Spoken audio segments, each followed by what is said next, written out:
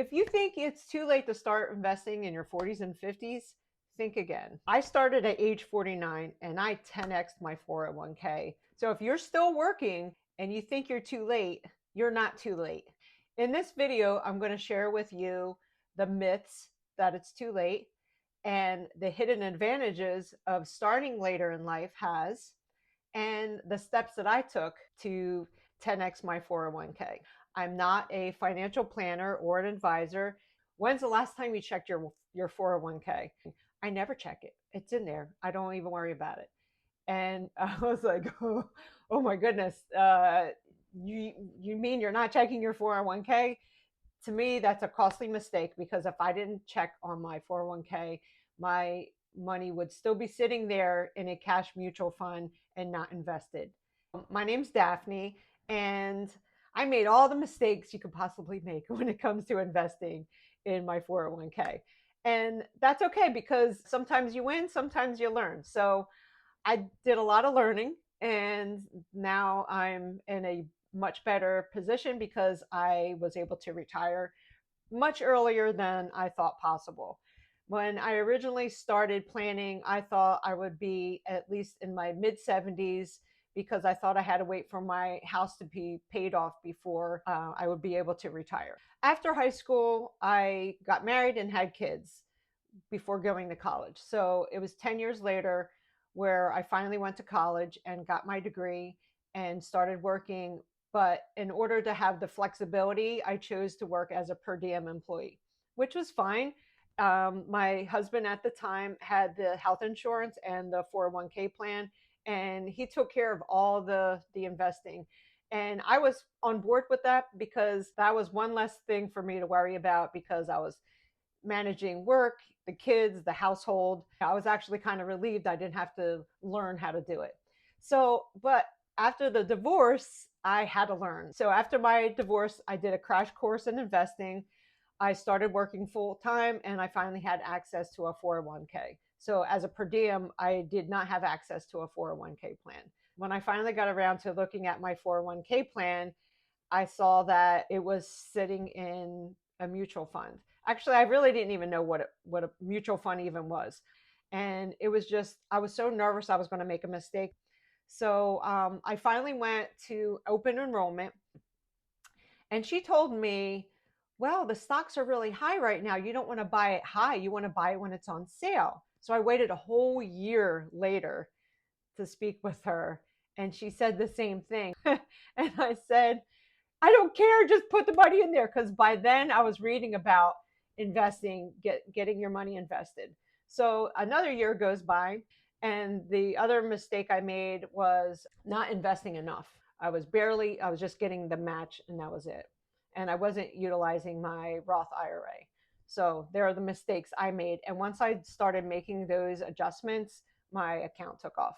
I recommend that you find a fiduciary, because a fiduciary is a person that is focused on what you need, and they're not trying to sell you a product. I would question the ones that want to sell you insurance or annuities. And I'm not telling you what to do, but do your research first before you sign up for something and know the benefits. I would never sign up for something I don't know about. This is definitely not a get rich quick.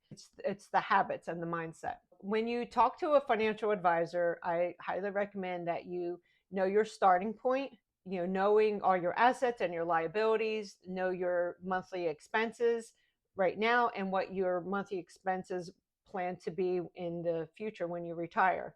Know your long-term goals and your short-term goals, and also your risk tolerance. Ironically, when I first started off, my risk tolerance was very low because I didn't know anything. So I was afraid to make any move because I didn't know. So everything was a risk to me. So, but once I started learning and feeling more comfortable, my risk tolerance went a lot higher. Here's a few myths about starting too late. So even 10 years of focused investing can make a huge difference in your stock portfolio. Another myth is I should have started in my 20s, and it's too late now. Why even bother? If you're dwelling on the past and you're having so many regrets, you're going to feel paralyzed and not want to take any action at all. So now's the best time to start. Myth number three, I need a lot of money to start. Not true. Start from where you are. Start from 1%, 2%, whatever amount you can start with. Start from there, see how it feels with working with less money in your paycheck. You'd be surprised. I actually got up to 30% of my paycheck invested in the stock market, and I was not needing anything. I already had everything I need. And that's when I'm getting to the exciting part, the segue into starting late actually has its advantages. So you might have lower living expenses as a midlife person in their 40s and 50s. Your house might already be paid off or close to paid off. You might have a lower interest rate. You have lower debts. You might have a car that's paid off. Credit cards might be paid off or very low. You don't have student loans. The kids are grown and they're out of the house, and hopefully they're taking care of themselves. And so there's no more daycare, no more camps, no more sports lessons, no more huge grocery bills. So you're saving a lot of money just having the empty nest syndrome. So also you're making more money now in your 40s and 50s than you did in your 20s and 30s. And you might already have a nest egg set aside that you didn't even realize you had. Like I did. I had 2 years of a mutual fund saved up that I didn't even know. So I put that all in as a lump sum.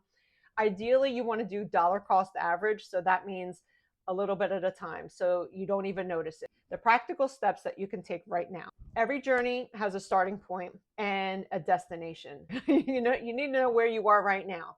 So financially speaking, how much debt, how much assets that you have. So it's basically your net worth.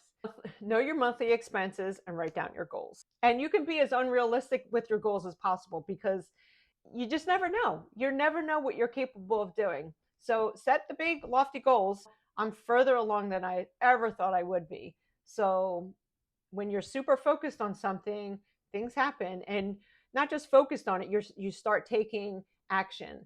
You start taking that 1% improvement every day, and over time it ends up making big change. So the first thing I would do, and this is really important that you take these steps. So once you know where you are and where you want to be, set up a high interest savings account and just put that money in there. And you want to build up enough money for emergencies, 1 month to 6 months, that if something happens, you're not right back where you started from. Then you want to start a debt reduction. So if you have a high interest credit card, start paying them off little by little. Focus the extra money on that. And then you want to call your financial advisor or HR and set up your 401k contributions and at least match. If they have any kind of match, at least do that. And then address your Roth IRA. Say you have a $5,000 Roth IRA and you want to do it and you want to break it up over 26 payments over the year. That's $192 a month, or no, a pay period. So and if you set it up automatically, it's just like a bill, but it's yours. It's a bill that goes to you instead of a credit card company. If you think about what credit card companies are, they are money making machines for them and money draining machines for us. So you want to flip the script and be the one that's building your own money making machine. Each time you get a raise or a bonus, it goes into your investments because that's free money. So avoid flexing or upgrading your lifestyle and make sure you're not taking it away from your investments. So I look at anything like, how many hours of work is this item going to cost me? So say, $100 pair of shoes, $100 pair of sneakers might be, and I make $25 an hour. I'm just using hypothetical numbers. That's 4 hours of my life that I'm working for those shoes. If you need shoes, you get the shoes only if you need it and if it's on sale. So just got to think carefully.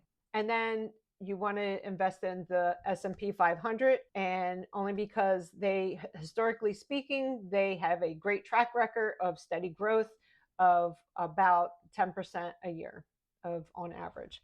So starting late doesn't mean that you're behind.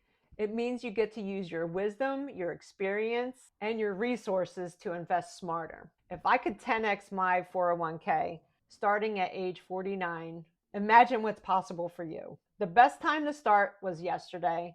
The next best time is today. If this video was encouraging, hit the like, subscribe, and put in the comments below any questions that you might have, and share this video with someone you feel like they might be late with investing, because it's never too late to invest in your freedom. Okay. Hi, I'm Daphne. No. Okay. All right. So this video is entitled. This video. This video is entitled. This video is titled "How to Invest in Your 40s and 50s, Even If You Think You're Starting Too Late." So, think you're too late? Do you think you're too late? Do you think you're too late? Oh my God. Do you think you're too late for starting to invest if you're 49, in your 40s and 50s? Think again. Think again.